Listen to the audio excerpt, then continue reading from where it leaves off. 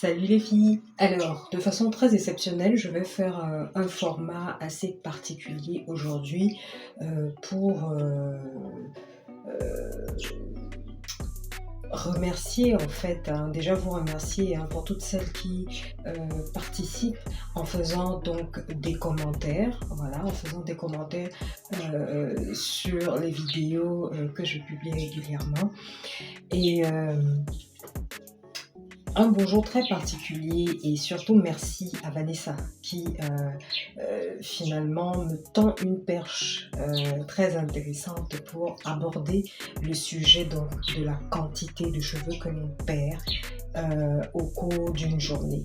C'est une théorie scientifique comme beaucoup d'autres théories qui font leur apparition de façon sournoise de temps en temps et chaque année au sein de la communauté du cheveu afro-naturel et qui font leur temps, qui sont entretenus et puis ensuite disparaissent. Ce que vous allez remarquer, elles disparaissent aussi furtivement qu'elles arrivent. Toutes ces théories scientifiques. Parce que lorsque la minorité, et qu'est-ce que j'appelle la minorité? La minorité, c'est en fait toutes ces personnes qui ont comment je peux dire, une très grande visibilité et une très grande crédibilité au sein de la communauté du cheveu afro-naturel et surtout de façon représentative sur la plateforme, sur différentes plateformes. Voilà, c'est ce que j'appelle la minorité. Donc lorsque la minorité, qui est suivie avec beaucoup d'intérêt, aborde une certaine théorie, d'une certaine façon, elle la légitimise.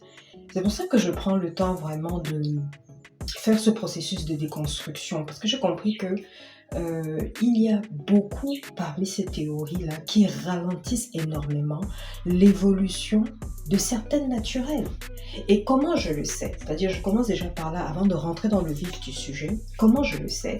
Parce que j'ai énormément d'échanges au quotidien avec mes clientes et des personnes qui donc dans leur réalité, dans leur... j'essaie de trouver le mot en français, mais je struggle. Donc dans leur... dans la difficulté qu'elles sont vis-à-vis de l'entretien de leurs cheveux afro-naturels. Et avec beaucoup d'expérience, il y a énormément de théories donc, que j'ai éprouvées au fil des années. Parce que cette affaire de perte de cheveux, on perd 100 cheveux par jour. Si jamais on perdait réellement, déjà au départ c'était 100 cheveux par jour, désormais j'ai lu là dans le commentaire, on est déjà à 85. 85, 80, ça va diminuer progressivement comme ça.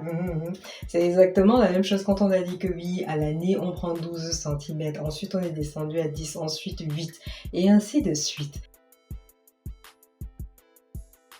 Et je vous montre sur un cycle très à moyen terme la quantité de cheveux que je perds, moi étant pourtant dans une situation d'alopécie de traction. Mais parce que j'ai les bonnes manipulations, les bons gestes, je doute fort qu'au bout d'une semaine, si on perd effectivement 100 cheveux ou 85 cheveux, comme Vanessa l'a si bien dit, qu'on se retrouve avec les quantités que je vous présente depuis un certain temps. Parce que je n'ai pas de mode de cheveux, j'ai une petite boulette comme ça, une petite boulette de cheveux, chaque semaine. Donc si on perdait réellement 100 cheveux par jour, je n'aurais pas ça. Donc, améliorons nos méthodologies de manipulation et nous aurons énormément de succès. Par rapport à cette affaire de cheveux, que l'on paie sans cheveux, non. Parce que quand, au bout de votre wash day, vous vous retrouvez avec une mode de cheveux, vous ne vous remettez pas en question. Tout de suite, c'est soit la phase télogène qu'on a décidé comme ça. Donc, comme on a des chutes, des pertes de cheveux, on est dans la phase télogène, c'est ça? Soit c'est les phases de cycle de pousse, soit c'est la faute à la théorie scientifique qui voudrait donc qu'on perde 100 cheveux par jour. Non, remettez-vous en question. C'est vos enchaînements de coiffure, c'est votre manipulation, c'est votre façon de votre routine de wash day qui pose problème. Votre phase, vous pouvez très bien être dans une phase anagène et perdre une très forte quantité de cheveux du fait de vos problèmes de carence, du fait de vos hormones, du fait du dérèglement hormonal, attention, pas juste du fait de vos hormones, du dérèglement hormonal, du fait de vos carences, du fait de vos perturbations émotionnelles. On a tellement normalisé le fait de voir des mottes de cheveux entre les mains. Elle nous montre ça comme si c'était normal. Ne nous montrez plus ça. Nous, on veut voir les résultats, c'est-à-dire des efforts clairs. On ne veut pas... Certes, il y a des pertes, mais quand vous avez des pertes, dites que vous avez des pertes parce que vous gérez mal la situation.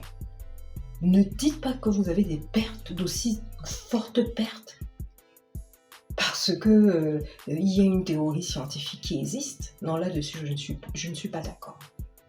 Je ne suis pas d'accord. Parce que vous rendez normal des erreurs qui ensuite se reproduisent et qui créent d'énormes catastrophes au sein de la communauté du cheveu afro-naturel.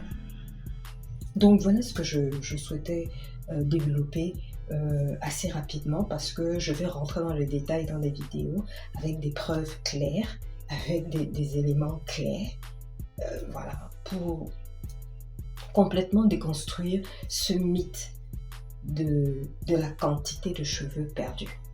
Si vous perdez autant de quantité, ce n'est pas normal. Il y a un problème que vous devez résoudre, soit au niveau de la santé de votre cuir-cheveux, soit au niveau de votre propre santé de votre organisme, dérèglement hormonal, carence, détresse émotionnelle.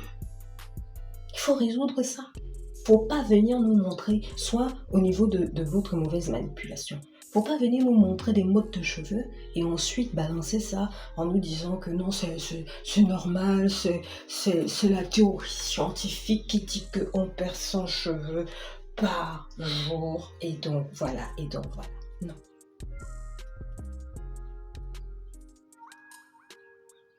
Voilà, je ne voulais pas du tout que cette vidéo soit longue. Mais je tenais absolument à clarifier cet aspect et à remercier Vanessa parce que voilà, elle a pris le temps de faire un commentaire avec tous les éléments et les arguments qu'elle soutient. Je suis sûre que dans un débat ou dans un échange en live, ce serait vraiment très, très pertinent. Voilà, ce serait très pertinent. Donc, gros bisous à toi, Vanessa, et puis j'espère que tu ne manqueras pas la série de vidéos que je prépare donc sur le sujet, qui semble particulièrement t'intéresser. Mais en tout cas, je te rassure, tu as mis le doigt, c'est-à-dire tu m'as vraiment titillé. Là, tu as soulevé un point qui compte beaucoup pour moi. Je vais donc vous souhaiter de passer une très belle journée, et puis à très bientôt pour un nouveau sujet.